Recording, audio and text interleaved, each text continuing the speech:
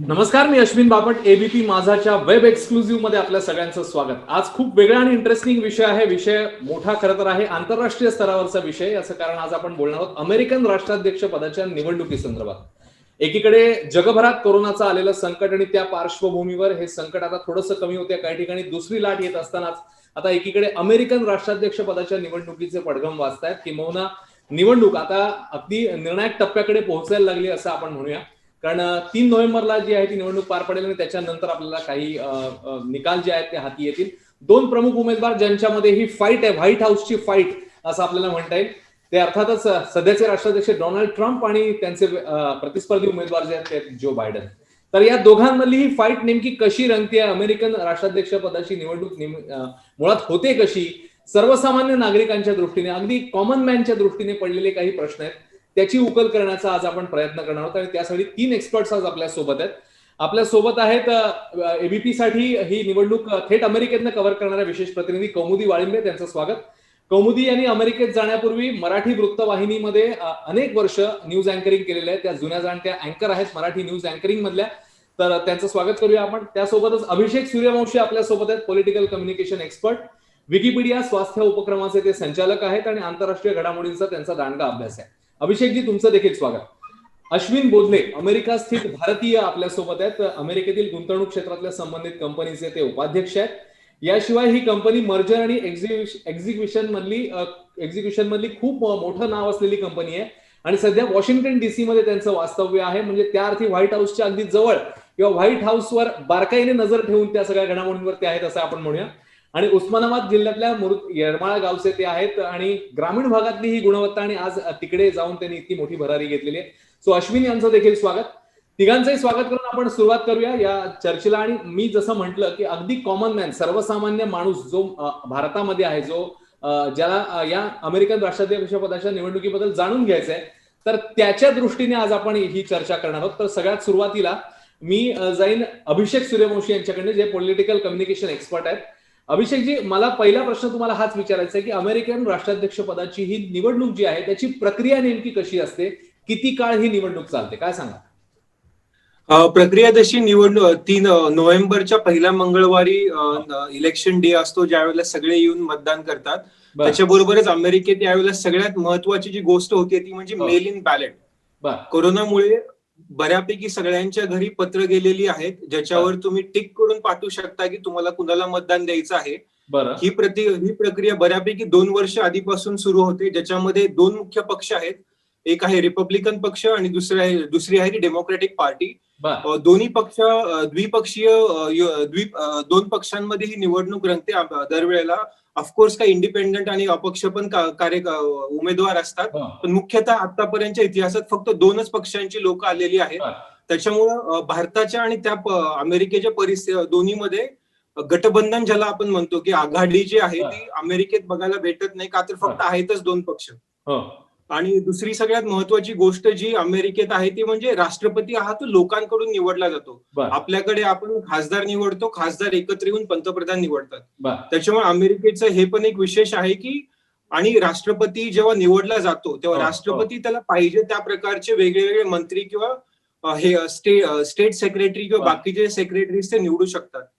तर अशा प्रकारे बऱ्यापैकी भारतापेक्षा वेगळी अमेरिकेची ही निवडणूक लढते. 2 वर्ष त्याच्या पूर्ण प्रक्रिया असते. 3 नोव्हेंबरला जरी इलेक्शन झालं तरी जानेवारीमध्ये पूर्ण शपथग्रहण विधी असतो. तर असं नाहीये की नोव्हेंबरमध्ये झालं आणि की लगेच होतं. त्याची पण एक टाइमलाईन आहे. 8 डिसेंबरला जे आहे ते वेगळ्या वेगळ्या राज्यातली लोक एकत्र येतील आणि ते सांगतील की त्यांच्या राज्यात कोणी कुणाला मतदान दिलेलं आहे. आणि अशा प्रकारे 20 जानेवारीला ही प्रक्रिया पूर्णपणे संपेल. जानेवारीमध्ये ठरलेल्या तारखेला पूर्णपणे संपेल व नवीन जे राष्ट्राध्यक्ष असतील ते शपथ घेतील. पण मग हे जे शेड्यूल आहे या सगळ्या निवडणुकीचं, ते फिक्स असतात, त्याच्या तारखा फिक्स असतात दर निवडणुकीसाठी?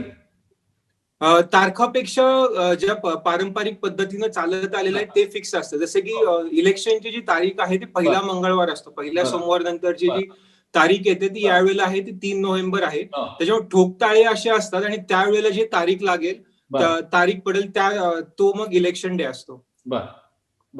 मी आता जातो आपले दुसरे गेस्ट जे आहेत त्यांच्याकडे जातो मी. अश्विन बोधले आपल्यासोबत आहेत. अश्विनजी, मतदान प्रक्रिया आणि मतमोजणी, आता यांनी काही गोष्टी सांगितल्या, पण मतदान प्रक्रिया नेमकी कशी असते ती जरा आम्हाला आणखी तुम्ही सोपी करून सांगा. सोप्या शब्दात काय सांगताय? हो, नक्कीच. आणि प्रक्रियेमध्ये आता ह्या कोरोनामुळे जे चेंजेस आलेले आहेत त्याच्यामुळे थोडासा बदल झालेला आहे. पण ट्रेडिशनली होतं काय की प्रत्येक डिस्ट्रिक्टमध्ये, इथे डिस्ट्रिक्टनुसार सगळे लोक वोटिंग सेंटरला जातात आणि तिथे जाऊन ज्या दिवशी इलेक्शन डे आहे, जसं आता ह्या वर्षी 3 नोव्हेंबर आहे, त्या दिवशी सगळेजण एकाच दिवशी जाऊन सगळं मतदान करतात. ह्या वर्षी बदल असा झालाय की ह्या प्रक्रियेमध्ये ते मेल इन बॅलेट करून तिथे जाऊन पोस्टामध्ये टाकून त्यांचे मतं टाकू शकतात. आणि ही प्रक्रिया आता बरेच महिन्यापासून चालू आहे. खूप साऱ्या लोकांनी आधीच मतदान करून ठेवलेलं आहे आणि मग जे इन पर्सन जे लोक असतील ते 3 नोव्हेंबर पर्यंत जाऊन तिथं मतदान करणार. तर अशा प्रकारे यावर्षी ही प्रक्रिया होणार आहे. एकूण किती मतदार आहेत त्याच्याबद्दल काय सांगता येईल आपल्याला? टोटल आता म्हणजे पूर्ण पर्सेंटेज जितके लोक मतदानाला जातात ते 50 ते 60% आणि अमेरिकेचं पॉप्युलेशन जवळपास 330 मिलियन आहे. तर खूप मोठ्या संख्येने पॉप्युलेशन आहे आणि त्यातले मॅक्सिमम लोकला प्रत्येक वेळेस एनकरेज केलं जातं की तुम्ही येऊन मतदान करा. तर लाखो मध्ये लोकांचं मतदान होत आहे. कौमुदी वाळिंबे यांच्याकडे मी जाईन. कौमुदी, तुम्ही स्वतः फील्डवर जाऊन आता काही गोष्टी कव्हर करताय, तुम्हाला प्रत्यक्षात तिकडची हवा आता पाहायला मिळते असं आपण म्हणूया. तर आताच्या घडीला कल जो आहे तो नेमका कोणाच्या बाजूने दिसतोय? कोणती राज्य निर्णायक भूमिका बजावू शकतात या ठिकाणी? जसं आपल्याकडे आपण म्हणतो की उत्तर प्रदेश आणि अशी काही जी राज्य आहेत जी केंद्राच्या निवडणुकीमध्ये महत्वाची असतात, तसं अमेरिकेमध्ये काय चित्र आहे? आजचं चित्र म्हणशील तर एका शब्दात म्हणजे चुरस.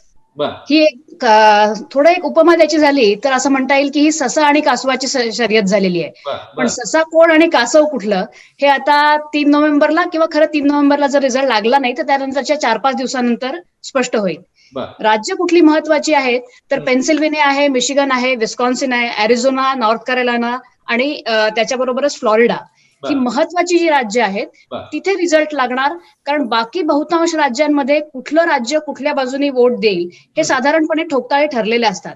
कॅलिफोर्निया मोठं राज्य, डीप ब्लू स्टेट, ते डेमोक्रॅट्सकडेच जाणार. मॅसेच्युसेट्स डीप ब्लू नक्की डेमोक्रॅटकडे जाणार. आणि मधल्या पट्ट्यामधली अमेरिकेचे जे अनेक राज्य आहेत, केंटकी असेल, अॅरिझोना केंटकी असेल किंवा अर्कान्सा असेल, कॅन्सस असेल, मिसिसिपी असेल, बरीच सारे राज्य आहेत ती डीप रेड समजली जातात. म्हणजेच ती अगदी पक्की रिपब्लिकन राज्य आहेत. ती नक्कीच्या नक्की ट्रम्प यांच्याकडे जाणार. मगाशी अश्विन आणि अभिषेक यांनी जे सांगितलं फार महत्वपूर्ण माहिती होती. त्याच्यामध्ये मी थोडंसं जर अजून थोडं ऍड करू शकले तर 24 कोटी मतदार आहेत साधारणपणे, असं लक्षात घ्या. 330 मिलियन हे एकूण मिळून पॉप्युलेशन आहे, त्यातले मतदार आहेत 24 कोटी. 24 कोटी मधलं साधारणपणे दरवेळेला मतदान असतं 50 ते 55%. यावेळेला मतदान सुद्धा वाढेल असं अगदी निश्चित ठोकताळा लोक सांगतात, कारण उत्साह वाढलेला आहे मतदारांमध्ये दोन्ही बाजूंनी. मात्र या मतदानामध्ये सुद्धा नेहमीप्रमाणे जे प्रकार असतात, अर्ली वोटिंग की जे तुम्हाला घरी पोस्टाने आलेली मतपत्रिका पाठवून देता येते किंवा प्रत्यक्ष सरकारी ऑफिसमध्ये जाऊन देता येते. अब्सेंटी बॅलेट नावाचा प्रकार असतो की जे काही कामानिमित्ताने किंवा सरकारी ड्युटीवरती अगदी देशाबाहेर सुद्धा लोक असतील त्यांना पोस्टाने मतदान करता येतं. तिसरी गोष्ट असते ती प्रत्यक्ष जाऊन मेल इन बॅलेट, मग अशी या दोघांनी ज्याचा उल्लेख केला की घरच्या घरी मतदान पत्रिका मागवायची आणि पोस्टाने पाठवून द्यायची, हा तिसरा प्रकार झाला. आणि चौथा प्रकार म्हणजे प्रत्यक्ष मतदानाच्या दिवशी जाऊन मतदान केंद्रावरती केलेलं मतदान. आतापर्यंतचे ट्रेंड्स कसे होते की काही एक निश्चित प्रमाण तिन्हीचं असायचं, मेल इन बॅलेटचं, अर्ली वोटिंगचं किंवा अब्सेंटी वोटचं, आणि सगळ्यात जास्त मतदान प्रत्यक्ष निवडणुकीच्या दिवशी व्हायचं.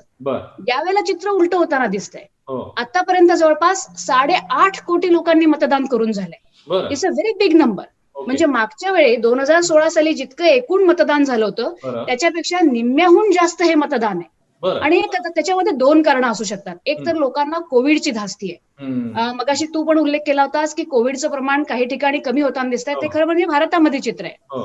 अमेरिकेतले आजचे आकडे जर बघितले तर हे पॅन्डेमिक सुरू झाल्यापासून जितक्या केसेस झालेल्या नाहीत तितक्या केसेस गेल्या 1-2 आठवड्यामध्ये सापडत आहेत. त्यामुळे अगदी शिगेला आता खरं म्हणजे कोविड सुद्धा पोहोचतोय. लोकांच्या मनात ती धास्ती आहे का की बाबा प्रत्यक्ष मतदानाच्या दिवशी आपण रांगा लावून उभं राहायचं आणि काहीतरी संसर्गाची शक्यता वाढवायची म्हणून लोक आधी जात असतील, किंवा मतदानाबद्दल उत्साहच आहे म्हणून लोक जात असतील. बरं. एक मुद्दा अजून भारतातल्या लोकांना इंटरेस्टिंग वाटू शकतो, अमेरिकेसारख्या देशात असं होत असेल असं वाटणार नाही आपल्याला तिथे बसून, की वोटर सपरेशन होईल का काय, म्हणजे आपल्याला मतदान करू दिलं जाणार नाही का काय, काही ना काही कारणाने मतदान केंद्र बंद केली जातील किंवा काहीतरी अडचण निर्माण करून आपल्याला मतदान करू दिलं जाणार नाही, अशी धास्ती मोठ्या प्रमाणात दोन्ही तऱ्हेच्या पक्षांना, दोन्ही पक्षाच्या मतदारांना वाटते. तेही एक कारण असं असू शकेल की लोक मोठ्या संख्येने अर्ली वोटिंग करतायत. बरं, आता तुम्ही उल्लेख केला की 3 तारखेला निवडणूक प्रत्यक्ष आणि त्याच्यानंतर 4 तारखेला निकाल आल्यानंतर 3-4 दिवसात मुळात याची मतमोजणीची प्रक्रिया नेमकी कशी आहे? म्हणजे आपल्याकडे एक फिक्स डेट असते की या दिवाळी मतमोजणी आणि निकाल जाहीर होणार, तिकडे काय नेमकी प्रोसेस आहे? मोठी कन्फ्युजिंग पद्धत आहे, पण गंमत अशी आहे की अमेरिकेत 50 राज्य आहेत आणि DC हा स्टेट कॅपिटलचा भाग. खरं म्हणजे इथली निवडणूक पद्धती इतकी डिसेंट्रलाइज्ड आहे की प्रत्येक राज्यामध्ये मतमोजणीचे नियम वेगळे आहेत. आता आपण मगाशी अर्ली वोटिंगचा उल्लेख केला. काही राज्यांमध्ये हे आलेलं वोट फक्त पेटीमध्ये भरून ठेवलं जातं आणि 3 तारखेला संध्याकाळी मतदान संपलं की मग ते मतमोजणी करायला बाहेर काढलं जातं. काही राज्य अशी आहेत, महत्वाच्या राज्यांपैकी अॅरिझोना, फ्लोरिडा, नॉर्थ कॅरोलायना किंवा विस्कॉन्सिन, तिथे 15 दिवस आधी, म्हणजे नोव्हेंबरच्या 3च्या 15 दिवस आधीच या आलेल्या मतपत्रिका उघडून त्यांचं सॉर्टिंग करून ठेवलं जातं. त्यामुळे काय होईल की 3 तारखेला मतदान संपलं की काही राज्यांमध्ये ऑलरेडी जे वोटिंगचं काउंटिंग झालेलं आहे तो नंबर घेऊन पुढचं काउंटिंग सुरू होईल. आणि काही राज्य अशी आहेत, पेन्सिल्व्हेनिया आहे त्यातलं एक अगदी यावेळेचं कळीचं आणि प्रमुख राज्य, की तिथे आलेल्या मतं फक्त भरून ठेवायची आहेत पेटीत आणि मग सगळं मतदान त्या दिवशी संध्याकाळी संपलं की मग सगळी गठ्ठा काढून बसायचा आणि त्यांचं सॉर्टिंग सुरू, त्यांचं काउंटिंग सुरू. त्यामुळे काही राज्यांमध्ये 3 तारखेला संध्याकाळी किंवा रात्री उशिरापर्यंत निकाल लागू शकेल अशी आता तरी चिन्ह नाहीत. जे इलेक्शन एक्सपर्ट्स आहेत ते यावेळेला वारंवार लोकांना सांगतायत की काही तासात निकाल, एक 5-6 तासात निकाल ही दरवेळची जी पद्धत आहे त्याच्यापेक्षा थोडं वेगळं चित्र होऊ शकतं. कदाचित निकाल लागायला प्रत्येक राज्याचा वगैरे शुक्रवार, गुरुवारकडचा दिवस सुद्धा उजाडू शकतो. म्हणजे फायनल प्रत्येक राज्याचे नियम वेगळे आहेत. म्हणजे थोडक्यात राष्ट्राध्यक्ष कोण हे आपल्याला नेमकं कधी कळणार आहे? पण आता हे परमेश्वर, जर परमेश्वरावर विश्वास असेल तर परमेश्वर सांगू शकेल किंवा दुसरं कोणीच नाही. नाही, म्हणजे मी तारखेच्या दृष्टीने विचारतो की राष्ट्राध्यक्ष कोण हे नेमकं कुठल्या तारखेला किंवा कुठल्या दिवशी आपल्याला कळू शकेल? नोव्हेंबर 3ची तारीख इथे मतदान आहे. जेव्हा संध्याकाळी मतदान संपेल तेव्हा भारतामध्ये नोव्हेंबर 4 उजाडला असेल. पण मी हेच सांगतेय की जनरली जर एखाद्या बाजूनी लँडस्लाइड विक्ट्री असेल कुठल्याही बाजूनी, ट्रम्पच्या साईडनी किंवा बायडनच्या साईडनी, तर 4 तारखेच्या भारतातल्या दुपार किंवा संध्याकाळपर्यंत कळेल. पण जर लँडस्लाइड विक्ट्री नसेल, अनेक राज्यांमध्ये जर चुरस असेल आणि अगदी नेक टू नेक स्पर्धा झाली तर ती राज्य निकाल जाहीर करायला भरपूर वेळ घेतील. आणि मग अशा केसमध्ये भारतीय प्रमाण वेळेचा विचार केला तर 5 किंवा 6 तारीख सुद्धा उजाडू शकेल. आता ते कुणीच छाती ठोकपणे सांगू शकत नाही. पुन्हा एकदा मी अभिषेक यांच्याकडे जातो. अभिषेक, ज्याचा उल्लेख आता आपण वारंवार करतोय की कोरोना फार डिसाइडिंग आणि अत्यंत महत्वाचा फॅक्टर प्रत्येक देशामध्ये, प्रत्येक राज्यामध्ये, किंवा आपल्याकडे पण आपण बघतोय महाराष्ट्रासारखं राज्य जे अजूनही आपण फाईट करतोय कोरोनाची. तर या कोरोनाच्या किती इम्पॅक्ट या निवडणुकीवर राहील? डिसिजन आणि ओव्हरऑल निवडणुकीवरच मला विचारायचंय, कसं बघता तुम्ही या सिच्युएशनकडे? खूप मोठा इम्पॅक्ट राहील, कारण अमेरिकेच्या राजकारणामध्ये जो मुख्य जे 2 प्रतिनिधी आहेत किंवा 2 उमेदवार आहेत, ती जी मगाशी सांगितलं 2 वर्षापूर्वी प्रतिक्रिया चालू होते, त्याच्यामध्ये सगळ्यात महत्वाचा भाग असतो की हे दोन्ही प्रतिनिधी प्रत्येक राज्यात जातात, प्रत्येक राज्यातल्या लोकांशी बोलतात.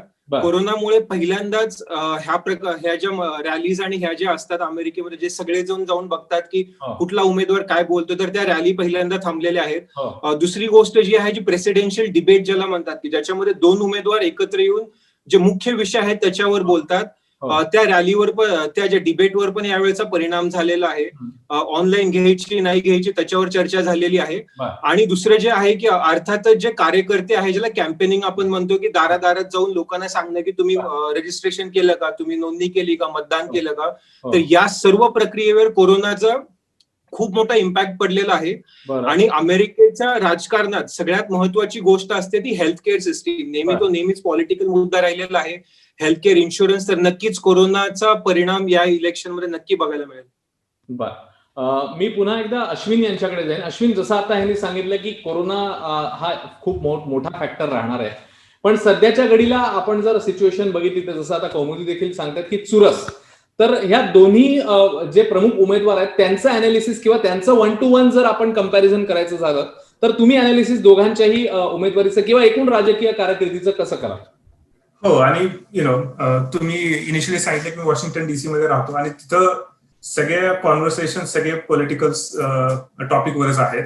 होतं काय की हे बायडेन आणि ट्रम्प यांचे काही जे मुद्दे आहेत त्यांच्यावरचा स्टँड एकदम एक्स्ट्रीम आहे. जसं ट्रम्प मागच्या 1 वर्षापासून ज्यावेळेस पासून कोरोना सुरू झाला आहे तो म्हणतोय की मी पहिल्या दिवसापासून मी इफेक्टिव्हली सगळं मॅनेज केलेलं आहे. जर मी त्याने जे पॉलिसीज लावल्या कोरोनाच्या बद्दल त्या सगळ्या इफेक्टिव्ह आहेत आणि चांगल्या आहेत. आणि बायडेनचं जर मत घेतलं तर तो म्हणेल की हे सगळ्यात आतापर्यंत सगळ्यात खराब इम्प्लिमेंटेशन झालेलं आहे कोरोना व्हायरसला कंट्रोल करण्याचं जगामध्ये. तर असे एक्स्ट्रीम स्टँड्स आहेत, not just on the corona, पण त्यांचे बाकीचे पण टॉपिक्स घेतले. जसं हेल्थ इन्शुरन्स बद्दल अभिषेक बोलला, इथं मोठा टॉपिक आहे तो. फॉरेन पॉलिसी असेल तर ह्या दोघांचेही मतं एकदम दोन कडीला जातात. त्याच्यामुळे होतं काय की जे मतदान आहेत एक तर त्याच्यामुळे कन्फ्युजन क्रिएट होतं आणि तुम्हाला 2च पक्ष असल्यामुळे तुम्हाला you either have to agree with एक एक्स्ट्रीम स्टँड किंवा दुसरा एक्स्ट्रीम स्टँड असं होऊन जातं. तर त्याच्यामुळे ही जी चुरस जो शब्द आहे ना तो एकदम ऍप्ट आहे, कारण की ह्याच्या इलेक्शनच्या रिझल्ट नंतर आपल्याला बघायला मिळेल की लोक कोणत्या साईडनी जास्त लीन होत आहेत. जसं लेफ्ट वर्सेस राईट जे आहे ना ते ह्याच्यापेक्षा जास्त क्लिअर होऊ शकत नाही ह्या दोन कॅन्डिडेट बद्दल. सो खूपच कॉम्पिटिटिव्ह आहे आणि सांगणं खूप कठीण आहे. मी पुन्हा एकदा कौमुदी यांच्याकडे जाईल. कौमुदी, अमेरिकेतले भारतीय त्यांच्या मनामध्ये सध्या नेमकं काय चाललंय हा झाला एक भाग.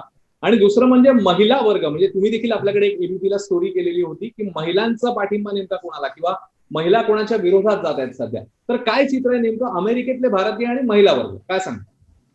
अमेरिकेत भारतीय मगाशी आकडेवारीनुसार पुन्हा बोलायचं झालं तर अमेरिकेत भारतीय एकूण आहेत साधारणपणे 42 लाख.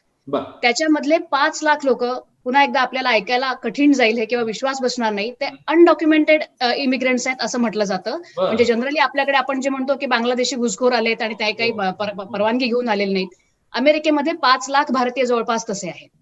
मतदारांपर्यंत प्रमाण जर खाली आलं तर 18 ते 19 लाख असे एवढे मतदार आहेत. भारतीय लोक जनरली ज्या आर्थिक सामाजिक गटामध्ये मोडतात आणि सुस्थिर स्थितीमध्ये असतात, मतदारापर्यंत पोहोचलेला मनुष्य तर साधारणपणे ती स्टेज गाठलेली असतो.